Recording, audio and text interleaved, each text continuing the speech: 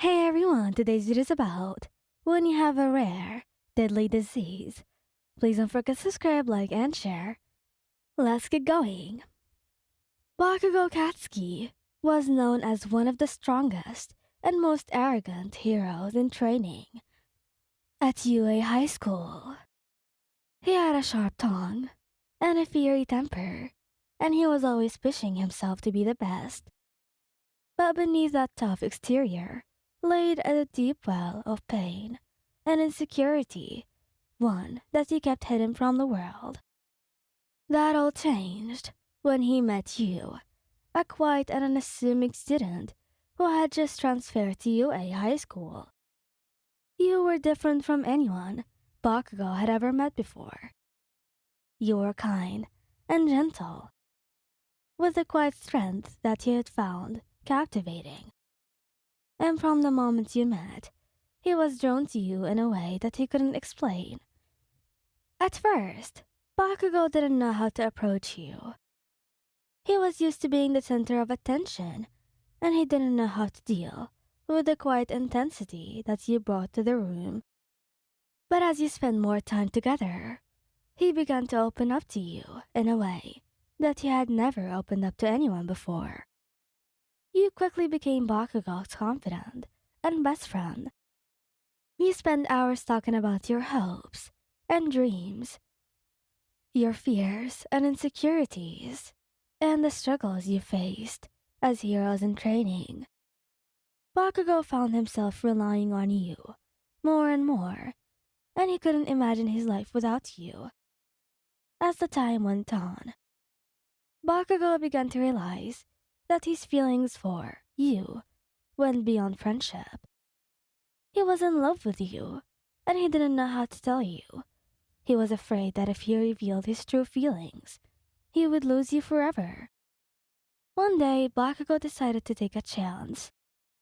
He took you to a secluded spot on the school grounds where he could talk to you in private. He took a deep breath and told you how he felt, pouring out his heart and soul.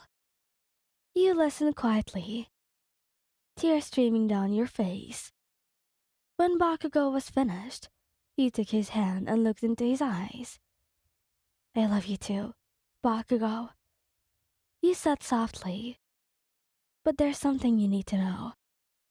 I'm sick. Really sick." Bakugo felt his heart stop. He couldn't believe what he was hearing. You went on to explain that you had a rare disease that had no cure. You didn't know how much time you had left, but it wasn't much. Bakugo felt like the world was crumbling around him. He had just confessed his love to you, to the one person he couldn't imagine live without, only to find out that you were dying. Despite the news, Bakugo refused to give up on you. He spent every moment he could with you, making you laugh and smile, and doing everything he could to make your last days as happy as possible. But as time went on, your condition worsened. You were in and out of the hospital, and Bakugo could feel you slipping away from him. He was torn apart by the thought of losing you, but he refused to let you go without a fight. One day, as Bakugo sat down by your bedside, you took his hand and looked up at him. "I don't want you to be sad, Bakugo," you said, your voice weak but determined. "I want you to remember me with a smile. I want you to go on and become the hero you were meant to be, with or without me." Bakugo felt a tear roll down his cheek as he looked at you, the love of his life. He knew that he would never be able to forget you, and that he would always love you, no matter what. As you passed away, Bakugo was devastated. He felt like he had lost a part of him. You were a part of him, and he lost you forever. He couldn't get out of his room for days. He was stuck in it, and even his friends, your friends too, came to check up on him. trying to go and make him go out, but he wasn't complying with them. And even though they were all very sad about you passing away, they still couldn't imagine just how sad Bakugou probably feels. He was probably breaking apart from the inside. You were the only person he had trusted. And, to be honest, they didn't think that he'd ever trust anyone after this, or love anyone after this. And they were right. After a few months, Bakugou made his only goal to just become a hero, not fall in love. He tried to stay away from everyone, trying to not catch feelings, because if he did, what if his heart breaks again? He couldn't handle another heartbreak. And Bakugou came back to his apartment, looking at the pictures that you both had taken together, crying once again. Still, after years, he would also cry whenever he saw you. He just couldn't forget about you at all. You just had this impact on everyone that you had met. Why did the best person in the world have to die? Was he cursed or something? He had never loved anyone like this before. But they just died so easily. Just right after he had confessed. It didn't even feel like you were dating anyway. Bakugou decided to visit your coffin, sitting down and placing his hand on the dirt, placing a flower. I love you, Lion. I still do, you know? I don't think I'd ever forget. Why did you have to leave?